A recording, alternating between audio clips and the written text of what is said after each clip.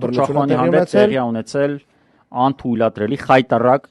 բռնություն, ուրեմն կարծում եմ շատերը հետևել եք այդ իրադարձություններին, ով չգիտեր, ասենք հիմա դու կներկայացնես, հա։ Հա, կարճ ասենք, որ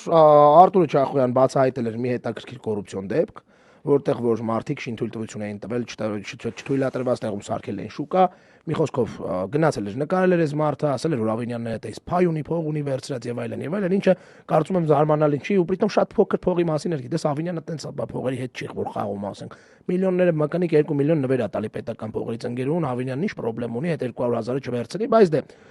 սրանք սկզբից հերքում են, ասում են, տես բան չկա, Արտուրը գնում է մի հատ էլ է նկարում, բռնում են Արտուրին ծեծում են, այդ տարածքի սեփականատերը գողանում են, հեռախոսը ու Արտուրը ստիպված դրա մասին խոսում է դրա մասին, դե ոստիկանությունը հո Դանիել Հովհաննիսյանը չի, որ միանգամից ու ընդդիմադիր չի, որ քրեական գործ հարուցեն, ոչ մի բան չեն հարուցում, Արտուրը ստիպված գնում է ոստիկանություն, տալիս է հաղորդագրություն հատուկ հանցագործության մասին, որովհետև ըստ էության այս մարդը ուրիշ ձև չի արձագանքում ոստիկանությունը,